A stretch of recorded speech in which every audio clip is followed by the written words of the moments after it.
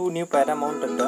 आज हो गया 16 जून 2020। आज की जितनी महत्वपूर्ण करंट अफेयर्स होगी उसके बारे में हम चर्चा करेंगे। और इसकी जो आप वीडियो को शुरू से अंत तक देखा करिए, ठीक है। और इसके लास्ट में मैं आप लोगों से एक क्वेश्चन पूछूंगा, उसका उत्तर आप कमेंट बॉक्स में ज़रूर दीजिए करिए, ठीक है। तो हम जो है, और इसकी पीडीएफ जो है आप इसके डिस्क्रिप्शन बॉक्स से जाइए, वहाँ पर इसको डाउनलोड करके कर लीजिए। मेरा टेलीग्राम भी चलता है, तो टेलीग्राम भी आप ज्वाइन करके इसको कर सकते हैं। चलिए क्वेश्चन के बारे में चर्चा कर लेते हैं। ये मैंने क्वेश्चन इसको हेडिंग से भी लिया है, ठीक है। और ये भी है, मौलिक अधिकारों का संरक्षक कौन होता है। तो कई लोगों ने इसका जो कमेंट बॉक्स में उत्तर भी दिया है, तो बहुत सही दिया है और बहुत सटीक तरीके से इन्होंने दिया है। उन्होंने यही बताया कि इसका जो आंसर करेक्ट होगा वो आपका ए होगा, यानी सर्वोच्च न्यायालय। सर्वोच्च न्यायालय जो होता है, सबसे न्याय करने की सबसे उच्च सीढ़ी यही मानी गई है, ठीक है। सर्वोच्च न्यायालय हो गया, ठीक है। संसद क्या होता है, संसद 3 से मिलकर के बनती है, यानी लोकसभा, राज्यसभा और किससे मिलकर के बनती है, और ये प्रेसिडेंट यानी राष्ट्रपति, तीनों से मिलकर के बनती है। तो ये आपकी हो गई, ठीक है। और राष्ट्रपति की बात कर लेते हैं, ये तीनों सेनाओं का हेड होता है, ठीक है। ये भी आपको याद रखना, तीनों सेनाएं जो होती हैं, थल सेना, वायुसेना, और आप कह सकते हैं कि थल सेना हो गया, वायु सेना हो गया और जल सेना हो गया, तीनों का अध्यक्ष होता है।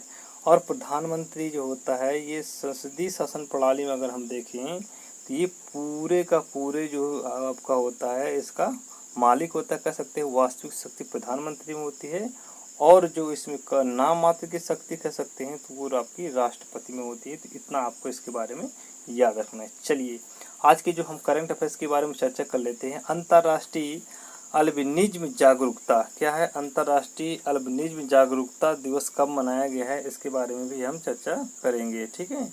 आप वीडियो को बहुत ध्यान से देखिए।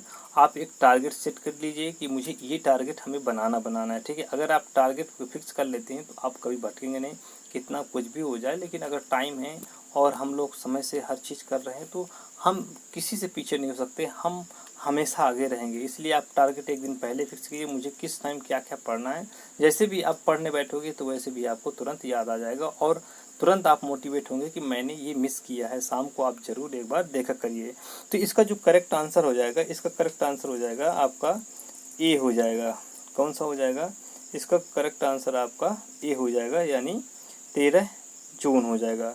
अंतर्राष्ट्रीय, इसको कह सकते हैं कि अल्बिनिज्म क्या है कि इसमें गोरे और काले में जो भेदभाव होता है उसको यहाँ पर बताया गया है कि हमें एक दूसरे पर क्या है, काले और गोरे, हब्सी, जो भी जिस तरह के उन्हें भेदभाव नहीं करना चाहिए। हम सब लोग समझना चाहिए कि एक प्राणी है, प्राणी की तरह हमें वहाँ पर जीवन यापन रहना चाहिए, और मिलजुल करके भाई बंधु की जो ये शिष्टाचार है उससे हमें मिलते जुलते रहना चाहिए, ठीक है। अगर हम इसकी बात करें, किसकी बात करें, अगर हम इसी की बात करें तो ये जो है 2018 से, कब 2018 से कंटिन्यू इसको मनाया जा रहा है। तो आप इतना भी इसको बारे में याद रखेंगे। चलिए नेक्स्ट क्वेश्चन की बात कर लेते हैं। विश्व नियामक क्या है, ये आपका है विश्व नियामक संस्था फीफा की तरफ से जारी वर्ल्ड रैंकिंग में भारतीय पुरुष टीम इस स्थान पर है, यानी किस स्थान पर है, तो यानी 108 स्थान पर। इसका जो करेक्ट आंसर हो जाएगा आपका ए हो जाएगा, ठीक है। तो इतना आपको इसके बारे में याद रखना है। अब यहाँ बात आती है फीफा की बात आती है, तो फीफा की बात देख लेते हैं कि फीफा का फुल फॉर्म क्या होता है, उसको भी हम चर्चा यहाँ पर अच्छे से हम कर लेते हैं। आइए देखते हैं फीफा का, यानी कह सकते हैं कि फीफा की बात कर लेते हैं। फीफा का फुल फॉर्म क्या होता है, फीफा का फुल फॉर्म होता है, इसमें फेडरेशन इंटरनेशनल फुटबॉल एसोसिएशन। क्या होता है, फेडरेशन इंटरनेशनल फुटबॉल एसोसिएशन होता है। फीफा की स्थापना 1904 में हुई थी। कब हुई थी, 1904 में हुई थी। और बात करें इसका हेडक्वार्टर कहाँ है, इसका जो हेडक्वार्टर है ज्यूरिक, यानी कह सकते हैं इसका जो हेडक्वार्टर है कहाँ पड़ेगा, ये आपका हेडक्वार्टर जो है आपका ज्यूरिक में पड़ेगा। कहाँ पड़ेगा, ज्यूरिक में पड़ेगा। तो हेडक्वार्टर की बात करें ज्यूरिक में पड़ेगा। और ये कहाँ पड़ता है, स्विट्जरलैंड पड़ता है। कहाँ, स्विट्जरलैंड पड़ता है, ठीक है। तो इतना आपको इसके बारे में याद रखना है। एक्स्ट्रा फैक्ट जो हुई तो वो तो आपको पूरा याद रखना चाहिए। इसके चेयरमैन का नाम पूछा, कहीं अगर पूछ ले बाई चांस, तो जियानी इन्फेंटिनो है। क्या है? जियानी इन्फेंटिनो है। इतना आपको याद रखना है इसके बारे में। नेक्स्ट क्वेश्चन की बात करते हैं। हाल ही में क्या दिया हुआ? हाल ही में नासा ने पहली बार, क्या कह रहा है? हाल ही में नासा ने पहली बार क्या किया है? पहली बार महिला को स्पेशल फ्लाइट प्रोग्राम का प्रयुक्त नियुक्त किया गया। तो इसका करेक्ट आंसर ए हो जाएगा, यानी कैथी ल्यूडर्स को। कैसे ल्यूडर्स को इसने क्या किया है? नियुक्त किया है। तो इसका करेक्ट आंसर आपका हो जाएगा। अब यहाँ बात आती है नासा की। नासा का हेडक्वार्टर कहाँ? नासा क्या है? नासा की फुल फॉर्म क्या है? यानी ASA नासा की फुल फॉर्म देख लेते हैं। इसका जो फुल फॉर्म होता है national aeronautics and space administration होता है। ठीक है, इसकी स्थापना हुई थी 1958 में इसकी स्थापना हुई थी। अगर बात करें हेडक्वार्टर की बात करें तो ये वाशिंगटन DC। इतना भी आपको यहाँ पर याद रखना है। चलिए आइए बच्चों अगला क्वेश्चन देखते हैं। आपकी स्क्रीन पर ये रहा क्वेश्चन और इसकी हम चर्चा कर ही लेते हैं। ठीक है, चलिए कोई बात नहीं, आइए देखते हैं। इसमें जो दिया गया है आपका क्या दिया गया है इसमें? रिजर्व बैंक ऑफ इंडिया ने कानपुर स्थित, क्या है? RBI ने कानपुर स्थित किस बैंक की कमजोर स्थिति के कारण उसके ऊपर 6 महीने के लिए नए ऋण देने और जमा करने से रोक दिया गया है उसको। तो ये आपका हो जाएगा, इसका करेक्ट आंसर ए हो जाएगा, पीपुल्स कोऑपरेटिव बैंक। कौन सा हो जाएगा? इसका जो करेक्ट आंसर हो जाएगा ए हो जाएगा, पीपुल्स कोऑपरेटिव बैंक हो जाएगा। अब यहाँ पर चर्चा आई है कि RBI की चर्चा कर लेते हैं। RBI क्या है? RBI इसका फुल फॉर्म होता है रिजर्व बैंक ऑफ इंडिया होता है। स्थापना कब हुई थी? 1935 में RBI की स्थापना हुई थी। ठीक है बच्चों, और इसके बारे में बात करें, इसका जो नेशनलाइजेशन कब हुआ था? ये नेशनलाइजेशन हुआ था 1949 को नेशनलाइजेशन हुआ था RBI का। ठीक है, इतना आपको याद रखना पड़ेगा। RBI के गवर्नर की बात करते हैं। गवर्नर कौन है? तो शक्तिकांत दास है। कौन है बेटा? शक्तिकांत दास हैं। इतना याद रखना पड़ेगा। शक्तिकांत दास आपके गवर्नर। किस नंबर के कहीं पूछ लेता है, ये आपको याद रखना पड़ेगा 25वें नंबर के, यानी 25वें नंबर के सुपर टेट में क्वेश्चन पूछा गया तो तुम इसलिए आपको बता दिया है। ठीक है, हेडक्वार्टर आपका मुंबई है, ये भी आपको याद रखना है। चलिए नेक्स्ट क्वेश्चन की बात कर लेते हैं। इनटेक के मुताबिक उड़ीसा की महानदी में कितने वर्ष पुराना 60 फीट का डूबा हुआ मंदिर मिला है? ठीक है, तो इसका जो करेक्ट आंसर ये हो जाएगा, यानी 500 फीट जो है वो मिला हुआ है। ठीक है, गहराई पर मिला है। ठीक है, तो इतना आपको याद रखना है। और उड़ीसा की बात आती है तो उड़ीसा पड़ता है। ठीक है, उड़ीसा में अगर हम बात करें तो यहाँ पर चिल्का झील भी है जो सबसे खारे पानी की झील है। ठीक है, तो उड़ीसा को आपको याद रखना पड़ेगा। और हम बात कर लेते हैं महानदी। जो महानदी की चर्चा हुई है ये आपका दक्षिण से लेकर के उत्तर की तरफ बहती है। दक्षिण से उत्तर की तरफ इसका बहाव होता है। ठीक है, और इसी का पुराना नाम क्या है? पुराना नाम क्या है? क्या नाम है?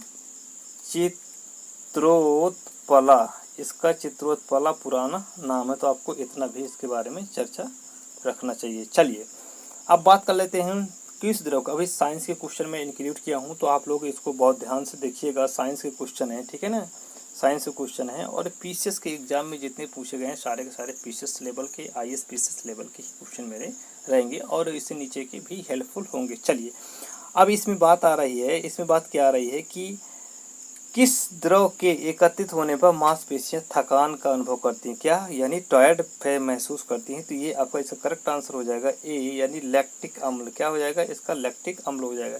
तो जैसे बॉडी में हमारे लैक्टिक अम्ल इकट्ठा होता है तो हमें एक थकान का फील होता है और हम लोग क्या है चल फिर नहीं पाते हैं, यानी चल फिर पाते हैं लेकिन उतना। इसके लिए थकान के कम करने के लिए हमें ये जो है आपका आता है कार्बोहाइड्रेट आता है, तो इसे हमें क्या करना चाहिए, लेना चाहिए ताकि थकान इससे दूर हो जाती है। चलिए नेक्स्ट क्वेश्चन की बात कर लेते हैं। वस्तु की मात्रा बदलने पर अपरिवर्तित रहेगा। क्या रहेगा? वस्तु की अगर मात्रा बदल दी जाए तो उसका जो डेंसिटी होगा, घनत्व होगा, वो जो बदलेगा नहीं है। बाकी सब तीनों चीज़ क्या है आपकी बदल जाती हैं। आइए इसके बारे में थोड़ा देख लेते हैं।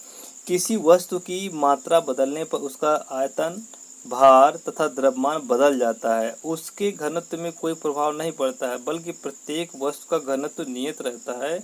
यह तभी परिवर्तित होता है जब आयतन या द्रव्यमान परिवर्तित हो जाता है, अर्थात द्रव्यमान व आयतन में परिवर्तन से घनत्व परिवर्तित हो जाता है। तो इसलिए ये भी मोस्ट इंपॉर्टेंट क्वेश्चन है, पीसीएस में क्वेश्चन पूछा गया है, तो आप लोगों को ध्यान देना है। चलिए नेक्स्ट क्वेश्चन की बात कर लेते हैं। नेक्स्ट क्वेश्चन कहते हैं प्राकृतिक रबर का बहुलक क्या होता है। प्राकृतिक रबर का बहुलक क्या होता है?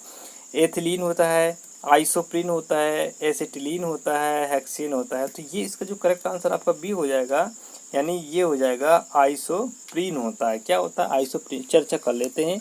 बहुलीकरण यानी पॉलीमराइजेशन वह प्रक्रिया है जिसमें एक ही प्रकार के एक से अधिक अणु आपस में मिलकर के अधिक अणुभार वाला बड़ा अणु बनाते हैं। इस क्रिया में भाग लेने वाले अणुओं को एकलक या उत्पाद को बहुलक कहते हैं। ठीक है, तो इतना आपको इसके बारे में याद रखना पड़ेगा। वेरी वेरी इंपॉर्टेंट ऐसे क्वेश्चन कई बार एग्जाम में पीसीएस से पूछे गए क्वेश्चन। चलिए आइए नेक्स्ट क्वेश्चन देख लेते हैं। फोटोग्राफी में उपयोग का तत्व कौन सा है? फोटोग्राफी में आपके इसका करेक्ट आंसर हो जाएगा सिल्वर ब्रोमाइड। ये इसका प्रयोग फोटोग्राफी में हमेशा किया जाता है। ठीक है, तो आप लोगों को इतना याद रखना पड़ेगा।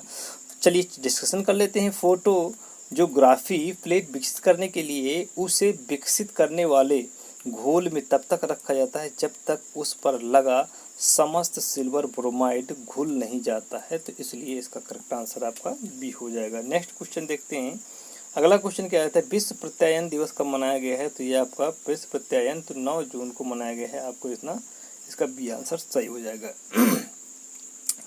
अगला क्वेश्चन है जो मैं आपसे पूछूंगा, इसका उत्तर के लिए मुझे इंतजार रहेगा। बताइए जल का वाष्प में बदलना, ठीक है, जल का वाष्प में परिवर्तन क्या कहलाता है? ठीक है, तो ये 4 विकल्प दिए हैं आपका, प्राकृतिक, भौतिक, रासायनिक, ऊर्ध्वपातन। इसलिए मुझे वेट रहेगा, इसका इंतजार करूंगा मैं, और आप मुझे कमेंट बॉक्स के माध्यम से ज़रूर आप बताइएगा कि इसका आंसर क्या होगा, और मैं इंतज़ार करूंगा। ठीक है, तो वीडियो आप पूरा देखा करिए शुरू से अंत तक, और इसमें जो भी आप लोगों को समझ नहीं आया तो कमेंट बॉक्स में आप ज़रूर मुझे बताइए कि ये चीज़ मुझे समझ में नहीं आ रही है, तो मैं इसी तरह आप लोगों को आगे चल करके बताता रहूँगा, आप लोगों की हेल्प करता रहूँगा। ठीक है, तो हम देखते हैं। और नेक्स्ट आने वाला जो वीडियो होगा मेरा, वो आपका रीजनिंग का वीडियो होगा। ठीक है, तो आप लोग उसको भी आप देखिएगा, रीजनिंग का होगा। ठीक है, तो रीजनिंग का होगा वीडियो, और वो जल्दी ही अपलोड होने वाला है, और मैं अपलोड कर दूंगा। आप लोग उसमें स्टैंडर्ड लेवल के क्वेश्चन होंगे, आप लोग उसको बढ़िया से देखेंगे, छोटा सा इजी भी होगा, और हर तरह के क्वेश्चन उसमें होंगे। चलिए, ये चैनल है मेरा, और यहाँ पर आप सब्सक्राइब कर लीजिए, बेल आइकन को प्रेस कर दिए, ताकि समय समय पर आप लोगों को नोटिफिकेशन भी मिलती रहे। ठीक है, तो अगर ये वीडियो पसंद आए तो लाइक शेयर सब्सक्राइब जरूर करिए, और देखते हैं अब नेक्स्ट टाइम पे जब आएगा तो कोई वीडियो तो मैं अपलोड कर दूंगा, आप लोग उसको अच्छे से देख लगेंगे। तब तक के लिए जय हिंद, जय भारत, नमस्कार।